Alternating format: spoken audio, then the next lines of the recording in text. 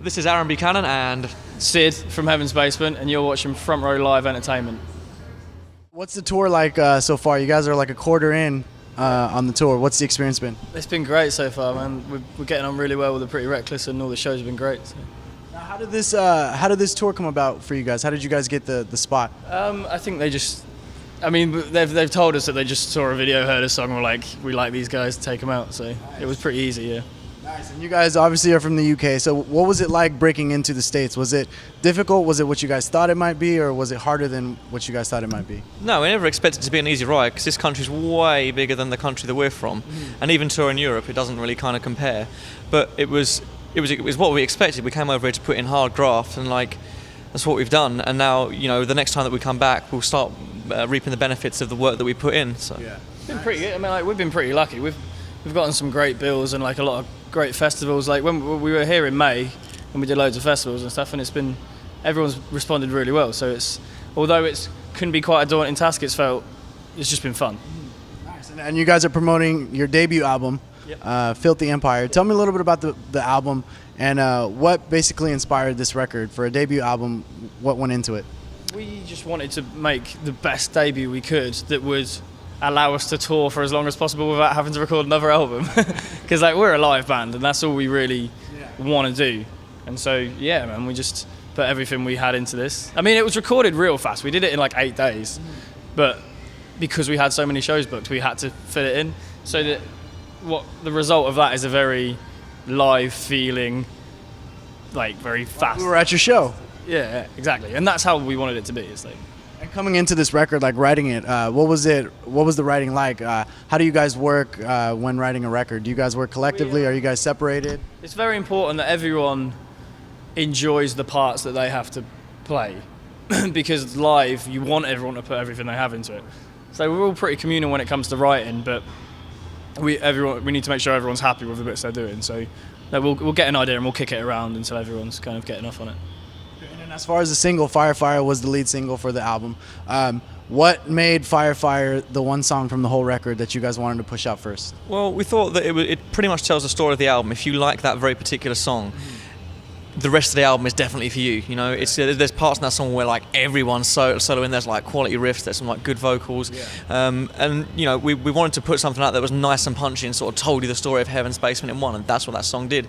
Luckily enough for us, we're literally sitting at number 11 at the moment in the active rock charts, and it'd be great to get into the top 10. So we're really pushing for that right now, that's awesome. Yeah, so very lucky. DJs listening, play it 4 more times, please. That's not bad at all for a debut record too. No, well, that's what I mean. It's the whole thing's just been real fun for us coming over. Yeah. But yeah, Fire Fire sums up Heaven's Basement in 4 minutes. So.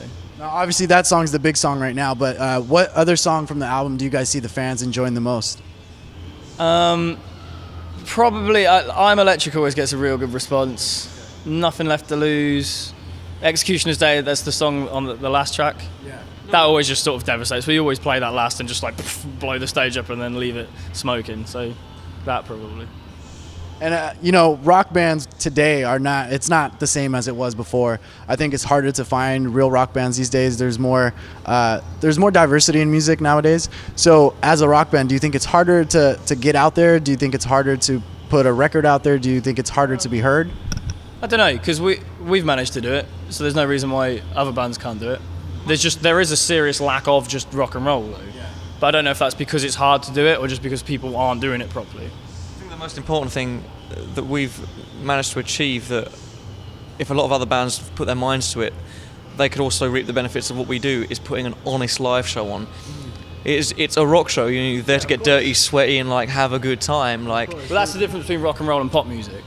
Yeah. Pop music's about promoting the album and looking pretty. Rock music is about coming to the show, seeing something that blows your mind, and then taking the CD away as a souvenir. Yeah.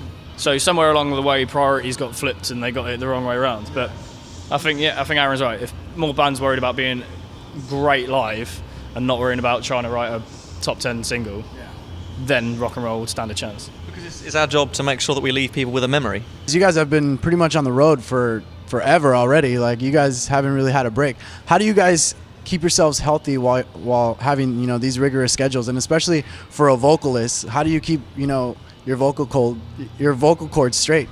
For me personally, when we're on the road, ain't 1985 anymore. I don't drink that much. I certainly don't take drugs.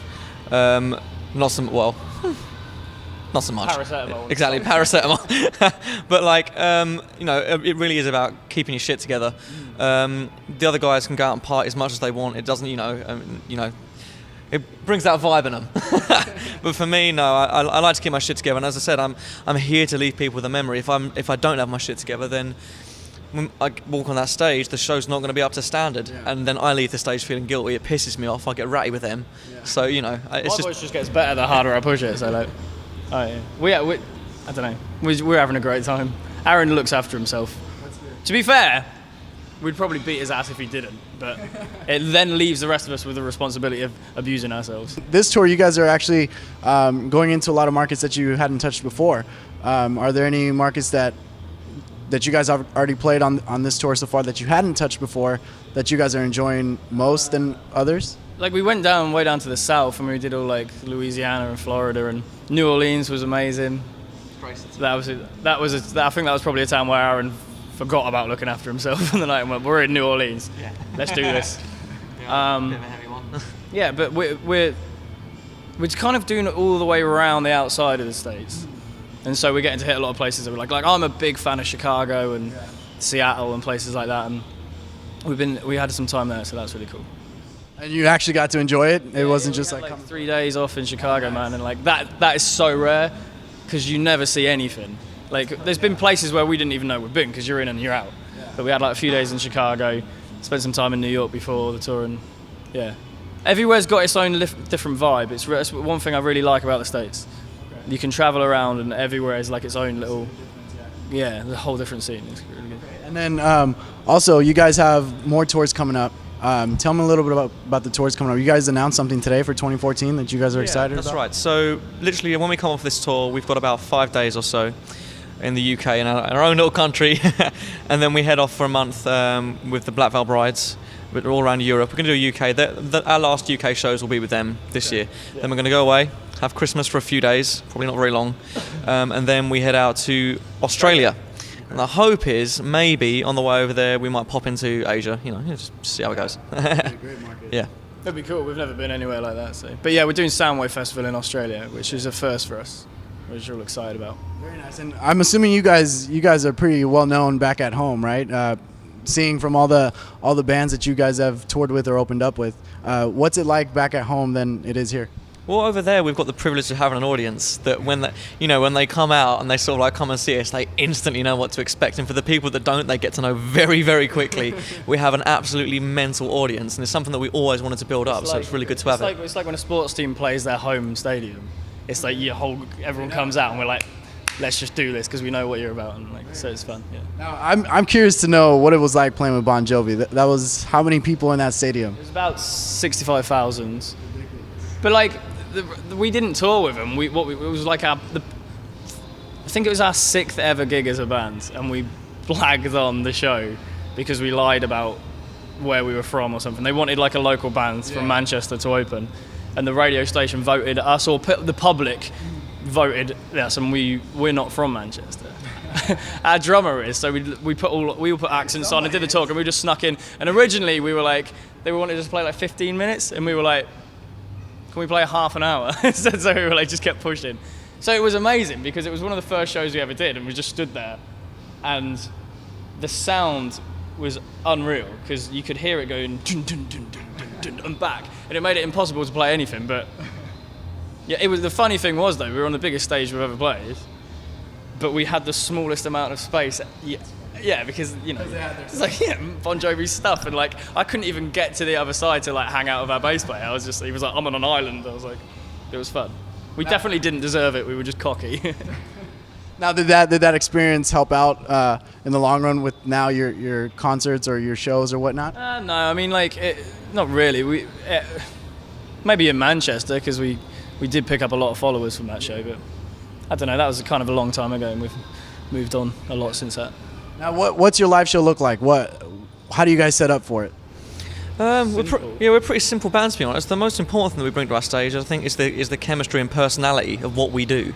It's an exciting show. It's supposed to entertain people, and as I said, leave people with a memory. We don't have we have a banner just to make sure that people that don't know us know our name, sort of thing. But other than that, it's very simple. It's just about getting a bit of personality across. Okay. And you guys are playing the whole record on this tour. What are you guys playing? We're doing like 45-minute sets, so we're doing a lot of the record, and I think one song that's not on the album. Yeah, but we're just keeping it high energy on this tour. Nice. And lastly, you guys also announced you are re-releasing the record with some live stuff on there. Can you tell me a little bit about that? Yeah, we're going to do a deluxe version of Filthy Empire. It's going to come out sometime. Was it? I'm not sure when it's going to come out. I honestly don't know. But yeah, we've put on we did a headline tour in the UK recently, and we finished up in London at the 100 Club. And so we put some live tracks on from that show. And we've put some live videos on from our performances at Download Festival, and some acoustic stuff as well. And yeah, there's a whole bunch of stuff. Okay, so since you guys will be re-releasing that, is this going to be long? Are you guys going to give more life to this record? Is that what it is? The whole idea of doing this album, because we spent quite a lot of time just getting the ideas and stuff together and going in and out of studio and stuff. We want to milk it for all it's got, really. So we're literally going to spend probably a good another year. Yeah, another year. That's perfect. Out there on this record. As long as people still want to see us, we'll play. Yeah. And then what else is next as far as videos coming out? We're not sure yet, because Firefire's still doing well over here. We're looking at maybe doing another single, but we're not sure what it's going to be yet. Okay. But it's weird, because in England we have a slightly different cycle. We're a couple of singles in England, and the video that's just come out over there is for Heartbreaking Son of a Bitch.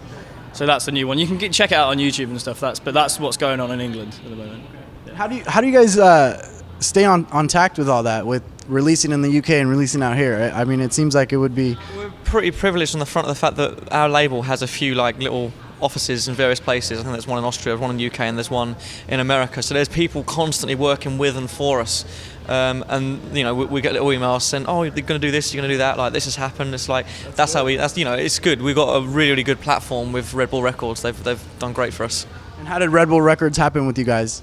Because they were a fan of our live show, and they wanted to sign a real rock and roll band, the live one. And the reason we actually went with them in the end is because they were around really early on. They saw us when we were talking with Papa Roach in England. It was actually even before Aaron joined the band, and they dug it and they got it, and they knew that we weren't quite happy with the lineup and things were going to change. So they said, go away, sort it out, do your thing. When you're ready, we're still here for you. And the fact that they stuck with us for that long, even when there was essentially not a band there, showed a lot of faith and a lot of belief. So we were like, cool man, you're not just some industry guys that don't care. You are music fans and you dig it, and you're that earned a lot of respect. And that's cool, because there's not a lot of bands, or there's not a lot of record labels that are really supporting rock bands as much as they are with pop artists now. The problem is that every band in the world wants to get signed, but they don't understand the complications of being signed unless you've got a group of people around you that are worth being signed to. Yeah, because we were against being signed for ages. Yeah. We wanted to stay the whole underground scene. We were like, there's nothing that anyone can do for us that we can't do for ourselves. All the deals we were getting offered, it just seemed like they just wanted to take rather than give. And when the Rebel Records guys came forward, they had something. They had more belief in us than most other labels. So I was like, well, let's see what this goes. And so far, so good. Yeah. They're all good guys, which is rare to find. You know what I mean? They're working you guys. You guys haven't stopped. So, I mean, they're doing something good. That's what Heaven's Basement is about.